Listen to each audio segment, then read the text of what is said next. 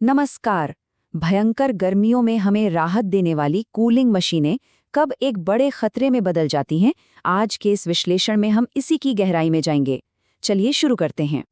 इस बात की गंभीरता को समझना हो तो अगर हम 3 मई 2026 की उस दर्दनाक घटना को याद करें तो रोंगटे खड़े हो जाते हैं।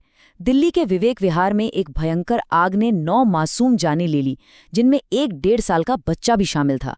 ये सिर्फ एक संख्या नहीं है, ये एक चेतावनी है कि कुछ तो बहुत गलत हो रहा है।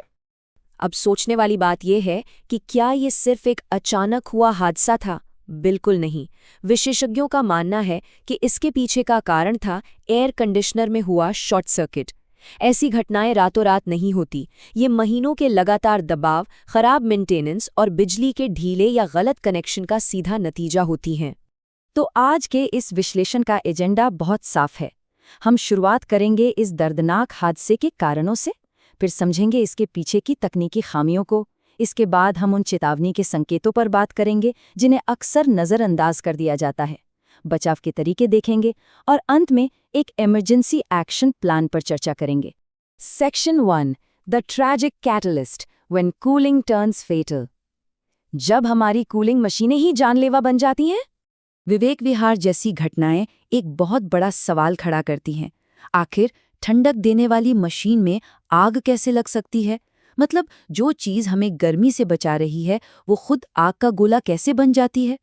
Section 2, technical causes inside the machine. चलिए सीधे मशीन के अंदर चलते हैं और इसके तकनीकी पहलुओं को समझते हैं। यहाँ थोड़ा विज्ञान समझना जरूरी है। कंप्रेसर को एसी का दिल माना जाता है। अब अगर ये मशीन लगातार बिना रुके चलती रहे और ऊपर से कंडेंसर कॉइल्स पूरी तरह धूल से भरे हों तो क्या होगा? जाहिर है बहुत ज्यादा गर्मी पैदा होगी और यही अत्यधिक गर्मी आगे चलकर मशीन के पुर्जों को खराब करती है और एक बड़े खतरे की नींव रखती है। और यहीं से शुरू होती है शॉर्ट सर्किट की चेन रिएक्शन। इसे ऐसे समझा जा सकता है, गर्मियों में जब एसी फुल पावर पर चलता है तो पुरानी और कम क्षमता वाली तारों पर बहुत ज्यादा लोड पड़ता है। ये तारें गर्म होने लगती हैं और उनका इंसुलेशन पिघलने लगता है।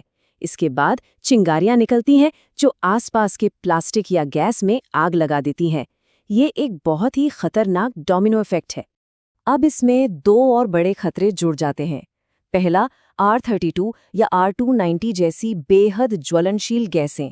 अगर ये लीक हो जाएं तो बस एक छोटी सी चिंगारी चाहिए और एक भयंकर धमाका हो सकता है। दूसरा बड़ा खतरा है सर्विसिंग के दौरान गलत तरीके से गैस का भरा जाना। अगर सिस्टम में थोड़ी सी भी हवा या नमी रह जाए तो अंदर का दबाव इतना बढ़ जाता है कि सीधे पाइप फटने का खतरा रहता है। Section 3, critical red flags warning science, यानी वो खतरे की लाल झंडियां जिन्हें पहचानना बहुत जरूरी है। कोई भी मशीन खराब होने से पहले कुछ इशारे जरूर करती है। सबसे बड़ी निशानी है जलने की बदबू आना या फिर वो अजीब सी मछली जैसी गंध जो असल में तारों के इंसुलेशन पिघलने की महक होती है। इसके अलावा अंदर से फुफकारने या रट रट की आवाज़ें आना, बार बार एमसीबी का ट्रिप होना या फिर एसी ऑन करते ही घर की लाइटों का डिम हो जाना, ये सब इस बात के पक्के सबूत है कि अंदर कुछ बहुत गलत चल रहा है और तुरंत एक्शन लेने की ज़रूरत है। Section 4, prevention and maintenance summer checklist. अब बात करते हैं सबसे ज़रूरी हिस्से की, बचाव। सबसे बड़ी और सबसे आम गलती जो घरों में होती है वो है एसी को सस्ते एक्सटेंशन कॉर्ड में लगा देना। सच मानिए ये सीधा सीधा आग को दावत देना है। सही और सुरक्षित तरीका सिर्फ एक है। कूलिंग यूनिट के लिए हमेशा एक अलग हाई कैपेसिटी वाला 16 एम्पियर का सॉकेट ही इस्तेमाल होना चाहिए। गर्मियों से पहले एक मेंटेनेंस चेकलिस्ट होना बहुत जरूरी है। टाइमर सेटिंग का इस्तेमाल करके मशीन को बीच बीच में आराम देना चाहिए। हर 10 से 15 दिन में फिल्टर साफ करना तो अनिवार्य है। साथ ही बाहर वाली यूनिट यानी आउटडोर यूनिट के आसपास हवा का बहाव बिल्कुल साफ होना चाहिए। और हाँ, सबसे ज़रूरी बात, गैस प्रेशर और वायरिंग चेक करने के लिए किसी प्रोफेशनल सर्विस वाले को ही बुलाना चाहिए। इसके अलावा वोल्टेज स्टेबलाइजर ज़रूर लगा होना चाहिए ताकि बिजली के उतार चढ़ाव से सिस्टम पर दबाव न पड़े। Section 5, emergency action plan, immediate steps, यानी अगर मुसीबत आ ही जाए तो क्या कदम उठाए जाने चाहिए। अगर बचाव काम न आए और दुर्भाग्य से आग लग जाए तो कुछ सख्त कदम तुरंत उठाने होंगे। पहला, बिना एक भी सेकंड गवाए सीधे मेन एमसीबी से पावर कट कर देना चाहिए। दूसरा, सबको तुरंत सुरक्षित बाहर निकलना चाहिए और फायर ब्रिगेड को कॉल करना चाहिए।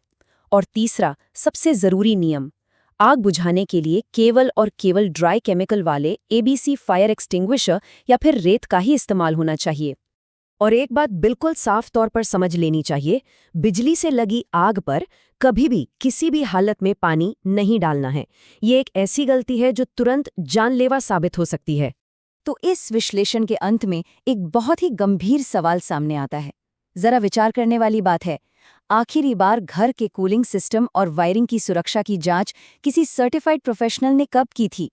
क्या केवल ठंडी हवा के लिए सुरक्षा को दांव पर लगाया जा रहा है? ये सोचने का वक्त है, क्योंकि बात सिर्फ सुविधा की नहीं, सुरक्षा की है।